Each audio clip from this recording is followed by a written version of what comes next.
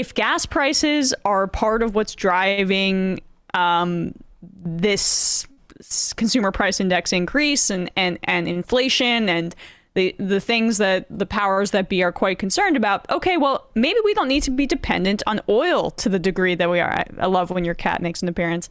But that they're so focused on short-term gains, and when we have representatives and senators who think like in terms of quarterly profits as opposed to how are we going to set up our country and our citizenry for success long term, it leads to this kind of thinking. I guess we'll start at the outset of your piece about how transitioning towards electric vehicles could take some of this volatility out of the market because it wouldn't be so heavily dependent on oil.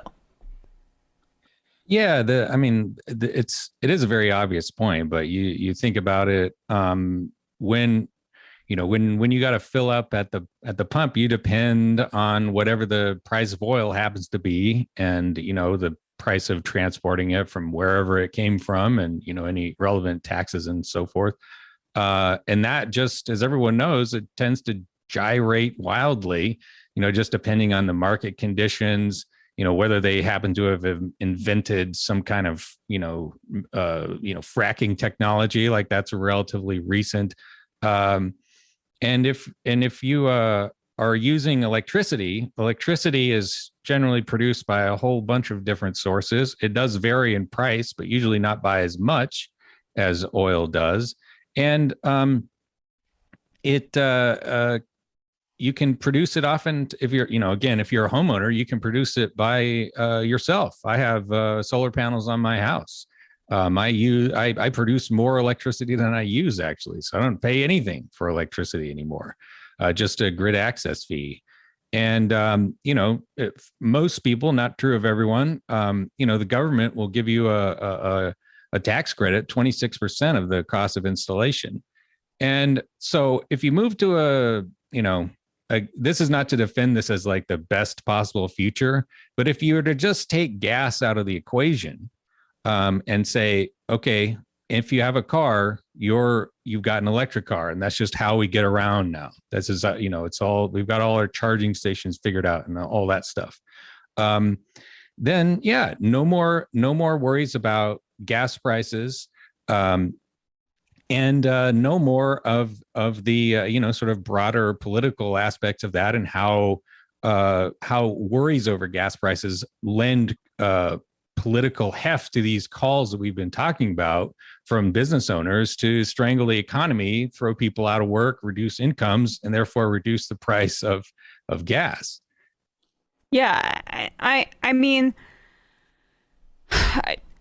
how much of it is a fear about political blowback about moving away from gas prices? Because like some of our politicians, I would think someone like Biden is so, you can tell he's reflexively afraid of people saying gas prices are up under you because of inflation, and look at, how you're running the country into the ground. I feel like we go through this every 2 years where the president's criticized for gas prices.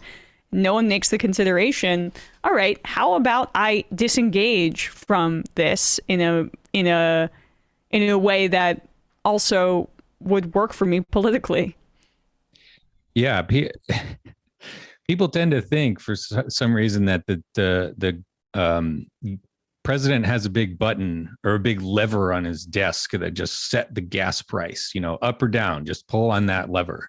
And it really doesn't make any sense. And, I think it speaks to Biden's sort of institutional conservatism and his old habits that he wouldn't sort of get behind this. I mean, he did drive around in that Ford F-150 Lightning, an electric truck, say it's nice vehicle, and threatened to run that reporter over, if you remember. He was just kidding.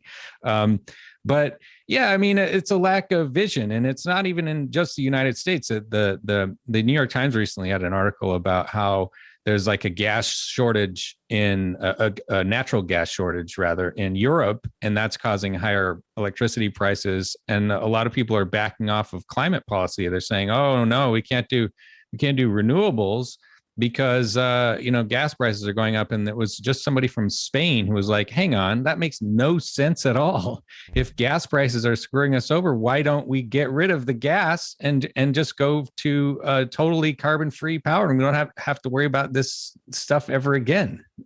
It also just allows us to kind of, and you wrote about this in your piece too, disentangle ourselves from the Middle East. Now, there will always be an appetite for militarism. Biden is pivoting to Asia, selling nuclear-powered submarines to Australia as a part of this new, I don't know, way to ramp up Cold War-esque tensions for, I guess, political purposes, but it's pretty obscure, in my opinion. That would be a great effect of this exact transition that you're mentioning. Yeah, and I think this actually, I mean, it wouldn't really affect Americans all that much, but I feel like the rest of humanity would benefit greatly from this. As I say in the article, it's wrong to say the global war on terror was just like about securing oil supplies. I mean, because number one, it didn't work. Number two, we spent $6 trillion, which is enough to like buy up the entire Iraq oil, like reserves on the market, which Saddam Hussein would have sold to us for sure. And there's a sort of the imperialist mindset behind that. But, of course, you definitely can't take oil out of the equation entirely. It's why we got our alliance with Saudi Arabia established in the first place.